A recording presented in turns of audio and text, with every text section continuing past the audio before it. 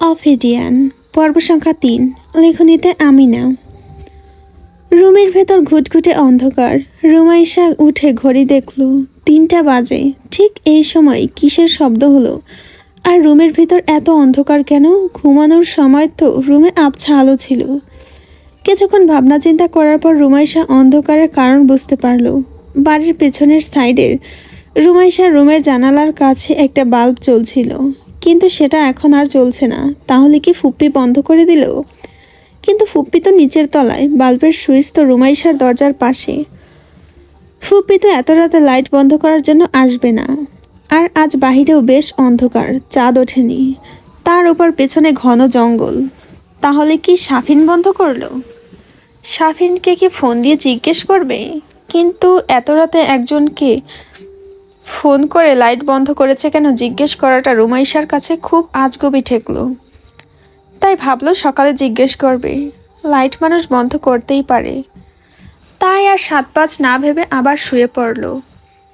ভোরবেলা নামাজের পর রুমাইশা সাফিনের রুমের সামনে গেল। একটু খোলা বাতাসে যেতে হবে।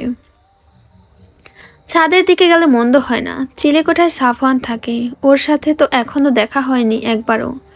ফুপা বলেছিল ভাইয়া নাকি এখনো অপরাধ বোধে ভুগছে, কিন্তু ও তো এসব মনেই রাখেনি। ভাইয়া তো কামড়ই দিয়েছিল, তাতে কি এমন হয়েছিল যে এরকম মুখ দেখা দেখি বন্ধ হলো? তখন তো ওরা সবাই ছোট ছিল, এরকম কামড়াকামড়ি মারামারি হওয়া তো স্বাভাবিক। সাফিন দরজার ছিটকেনি দেয়নি।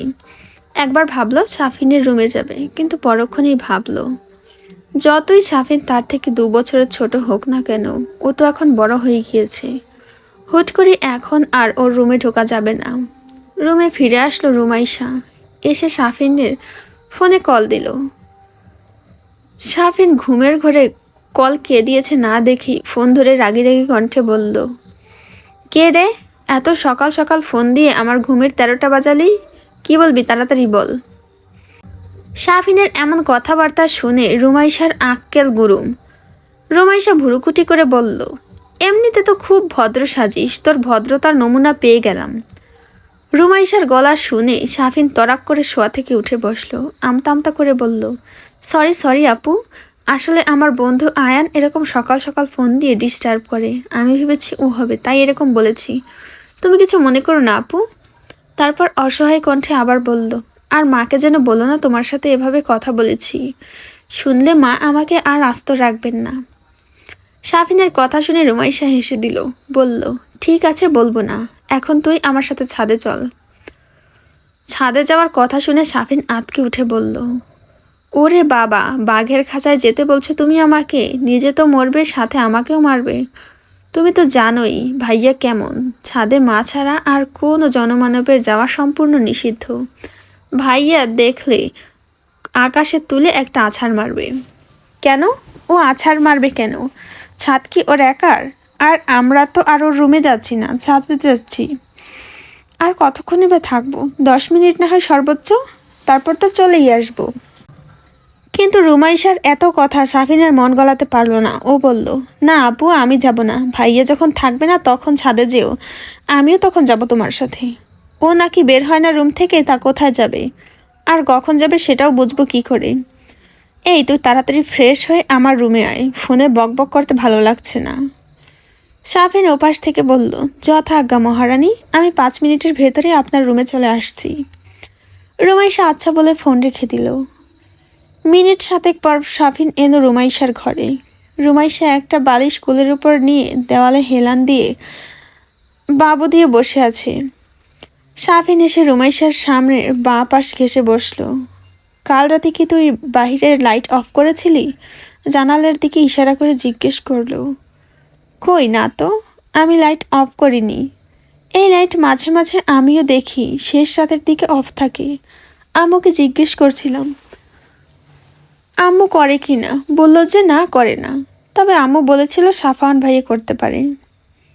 সাফওয়ানের কথা উঠতে রুমাইশা বলল, ও হ্যাঁ, বল এইবার, সাফওয়ান ভাইয়া কোথায় যায় আর কখন যায়, আর বাড়িতে কি হচ্ছে সেগুলো বল। ফুপি, ফুপা, আব্বু সবার কথাবার্তা আমার কাছে মোটেও সুবিধার লাগছে না। তখন ফুপাকে বলতে শুনেছিলাম যে ও ঘর থেকে বের হয় না, সেই কামড় দেওয়ার ঘটনার পর থেকে ফুপ্পি ছাড়া কারোর সামনে যায় না। তাহলে? উত্তরে সাফিন বলল, আমিও জানি না আপু, ভাইয়াকে আমিও ভালোভাবে দেখিনি কতকাল তার ঠিক নেই। আম্মু তো আমাকে সাফ সাফ মানা করে দিয়েছে ছাদে যেতে। আর একবার গিয়েছিলাম মানা করা সত্ত্বেও ভাইয়া সেই আকারের ধমক দিয়েছিল, আর পরে আম্মু কেলানি দিয়েছিল। তাই তারপর থেকে আর যাই না, ভাইয়া বাসায় না থাকলে যাই। কিন্তু সাফওয়ান ভাইয়া যায় কোথায়? ও, তুমি তো জানো না, ভাইয়া তো কলেজের বোটানি বিভাগের লেকচারার। কিন্তু ভাইয়া বাসায় বসে অনলাইনে ক্লাস নেয়। ভাইয়া কলেজে গিয়ে ক্লাস নেয় না। খুব প্রয়োজন হলে তখন ভাইয়া কলেজে যায়, সানগ্লাস দিয়ে চোখ ঢেকে মুখে মাস্ক পরে, হাতে গ্লাভস পরে। এরপর ভাব নিয়ে সাফিন বলল, তাতেই আমার ভাইয়ের উপর মেয়েরা হুমড়ি খেয়ে পড়ে, চেহারা না দেখেও। আর চেহারা দেখলে তো অজ্ঞান হয়ে পড়ে যেত। জানোই তো আনমেরিড টিচার থাকলে মেয়েরা কি করে। রুমাইশা বিরক্ত হয়ে বলল, আজাইরের কথা বাদ দে, কাজের কথা বল। ভাইয়া তো শুনেছি সিঙ্গাপুরের NUSে পড়তো, তা এখানে এলো কেন? ওখানেই তো জবরদস্ত একটা জব পেয়ে যেত। সাফিন বলল, আমিও তো জানতাম তাই। ভাইয়াকে তো ওরা টিচার হিসেবে নিতে চেয়েছিল, রিসার্চারও হয়ে গিয়েছিল ভাইয়া। কিন্তু কি একটা ঝামেলা হওয়ার পর ওরা নাকি ভাইয়াকে নেবে না বলেছে। ইভেন ভাইয়ার নামে কি একটা কমপ্লেইনও করেছে, যার কারণে অন্য কোনো ইউনিভার্সিটি থেকেও ভাইয়াকে নেয়নি। তাই আম্মু বলল দেশে চলে আসতে। দেশে এসেও ভাইয়াকে অনেক ভার্সিটি থেকে নিতে চেয়েছিল, কিন্তু ভাইয়ার শর্তে তারা কেউ রাজি হয়নি। তাই আম্মু বলল কলেজে অ্যাপ্লাই করতে আর কথা বলে দেখতে। ভাইয়া কথা বলেছিল, ভাইয়ার মতো ব্রিলিয়ান্টকে ওরা হাতছাড়া করতে চায়নি। তাই ভাইয়ার শর্তে ওরা রাজি হলো আর ভাইয়াকে নিয়ে নিল। আর তাছাড়া ভাইয়া অনলাইনে অ্যাব্রোডের অনেক স্টুডেন্টদেরকে প্রাইভেটলি স্টাডি করায়, প্লাস ওর একটা রিসার্চ ল্যাবও আছে। তবে কোথায় সেটা বলতে পারছি না। রুমাইশা বলল, সাফওয়ান কলেজে জব নিল আর তোরা আমাদের কাউকে বললি না? তোমরাই তো কথা বলো না। আম্মু তো ভাইয়া জবে ঢোকার পর তোমার আব্বুকে ফোন দিয়েছিল গত অক্টোবরে, তোমার আব্বু ফোনই তোলেনি, তাই আম্মু আর পরে রাগের কারণে কিছু বলেনি। রুমাইশা বলল, আমি কলেজে থেকেও জানি না যে আমার ফুফাতো ভাই এখানে নাকি জব করে। সাফিন বেড থেকে নামতে নামতে বলল, সারাক্ষণ তো রুমেই থাকে, কলেজে গেলে না হয় জানতে পারতে। আর তুমি তো অন্য ডিপার্টমেন্ট, তাই জানার কথাও না। সাফিনকে নামতে দেখে রুমাইশা ওর হাত খপ করে ধরে বলল, তুই কোথায় যাচ্ছিস? আমার কথা শেষ হয়নি এখনো। সাফিন ধরা পড়ে গিয়ে আবার ওর জায়গায় বসে পড়ল। তারপর বলল, হ্যাঁ বলো, আর কি প্রশ্ন আছে তোমার? ভাইয়া কারোর সামনে আসে না কেন? আর এমনে ঢেকে ঢুকে বা যায় কেন? তোর সামনেও আসে না, এটা কোনো কথা? বাইরে মানুষের সামনে না হয় নাই গেলেও, কিন্তু তুই তুই তো ওর ভাই, তোর সামনে আসে না কেন? সাফিন এক হাত হাঁটুর ওপর ভর দিয়ে মুখে ঠেকিয়ে বলল, সেটা আমিও জানি না। মায়ের কাছে বাবার কাছে কতদিন জিজ্ঞেস করছিলাম, কিন্তু আমাকে কেউ কিছুই বলে না। আর ভাইয়ের সাথে তো দেখাই হয় না। আমি আসলে এদের কেউই না, আমাকে এরা অনাথ আশ্রম থেকে এনেছে। রুমাইশা সিরিয়াস মুখ করে বলল, আমারও তাই মনে হয়। আচ্ছা তুই এখন যেতে পারিস, তোকে আর লাগবে না। হ্যাঁ, কাজের বেলায় কাজই, কাজ ফুরালে পাজি। বলেই সাফিন খাট থেকে নেমে হনহন করে বাইরে চলে গেল।